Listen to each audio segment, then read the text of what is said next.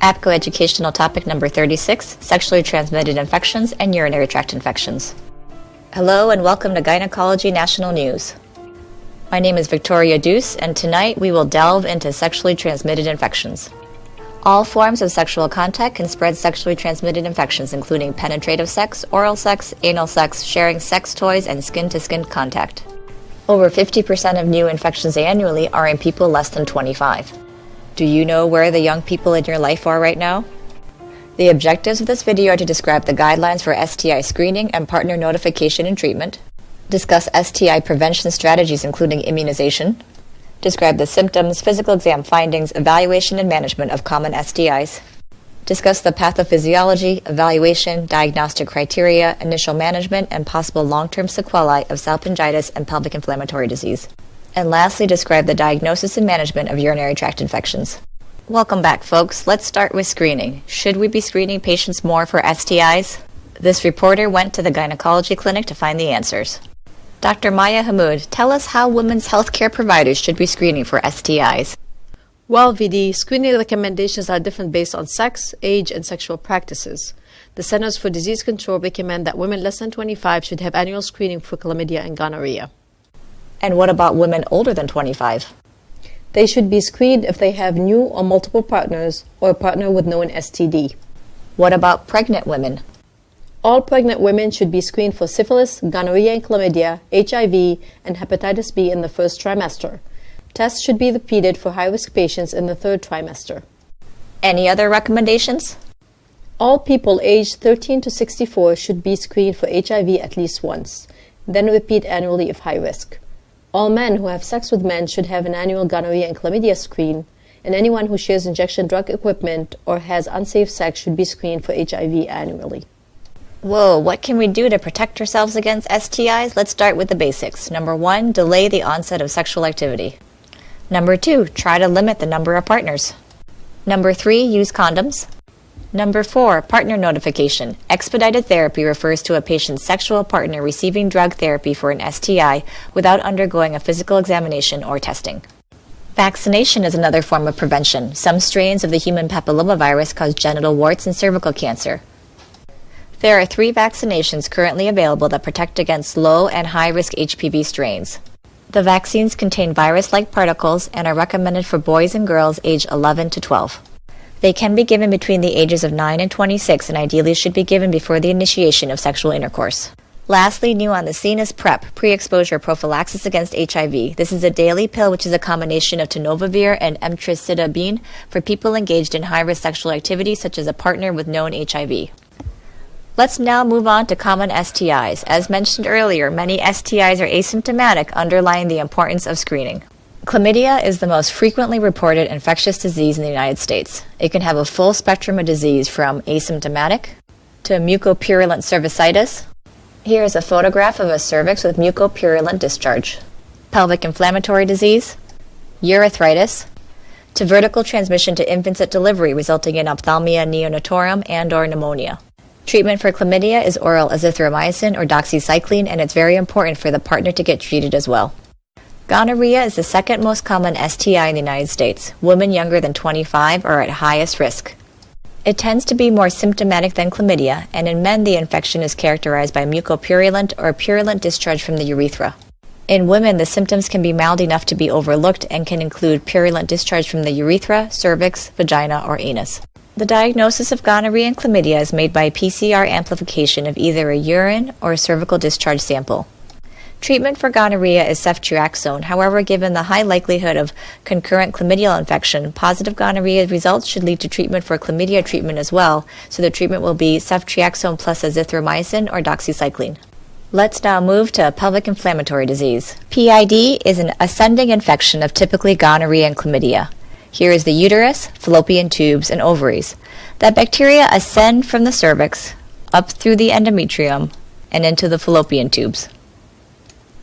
This leads to an inflammatory process which will create swollen, mucosal, and serosal surfaces of the fallopian tubes. Anaerobic organisms can flourish and grow in this fluid collection, which can lead to a tubo-ovarian abscess.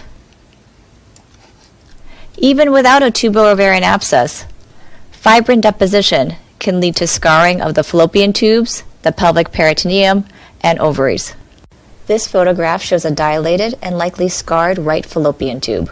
Fitzhugh-Curtis syndrome refers to the rare infection of the liver capsule and peritoneal surfaces of the liver.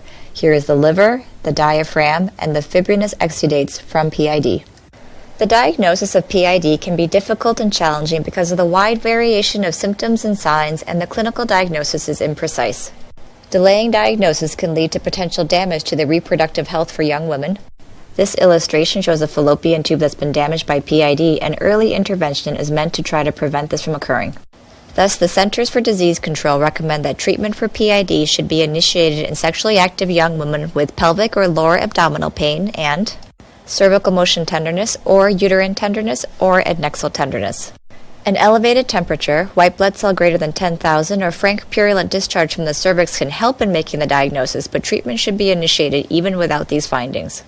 The treatment of PID involves 10 to 14 days of antibiotics, either oral or parenteral. One common antibiotic regimen is cefoxitin plus doxycycline. This is known as the Foxy-Doxy regimen. The sequelae of PID can be severe and are common: infertility in 10 to 20%, ectopic pregnancy in 6 to 10%, chronic pelvic pain in 15 to 20%, and 25% of PID patients will have at least one of these sequelae. Let's move now to other important and common STIs. Let's start with trichomonas. Women with trichomonas may have increased frothy greenish-yellow discharge and vulvar itching and irritation. Diagnosis is made by the wet prep. Here is a photograph of the flagellated parasite. On wet prep, this organism will be seen often moving rapidly around the slide. Treatment for trichomonas is a single 2-gram dose of metronidazole. Herpes is a very common infection, and up to 75% of primary infections go unrecognized. The HSV-1 strain typically causes oral lesions, and the HSV-2 strain typically leads to genital lesions. There is, however, now an increasing proportion of new genital infections due to HSV-1. The initial presentation can be very painful and severe. Painful vesicles can appear on the vulva, vagina, cervix, perineum, and perianal skin.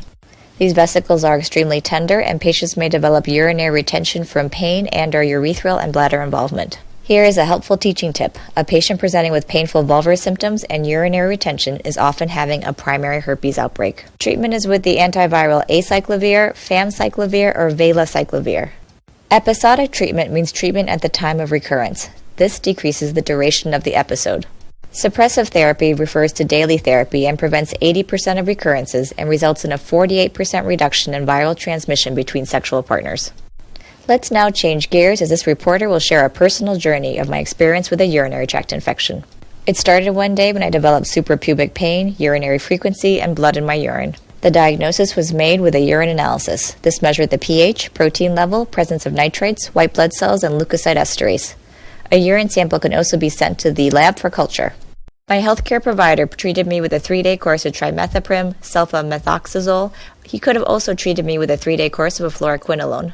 I wanted to get to the source of why UTIs are more common in women. It turns out that women have a shorter urethral length, their meatus gets exposed to vestibular and rectal pathogens, and sexual activity may induce trauma or other organisms, which all increase the potential for infection. 11% of U.S. women will report at least one physician-diagnosed UTI per year, and the lifetime probability that a woman will have a UTI is 60%. This concludes our expose on STIs and UTIs. We have reviewed STI screening, partner notification, symptoms and physical exam findings of common STIs. We reviewed PID and UTIs. And that's the way it is. This is Victoria Deuce, and on behalf of Dr. Maya Hammoud, good night.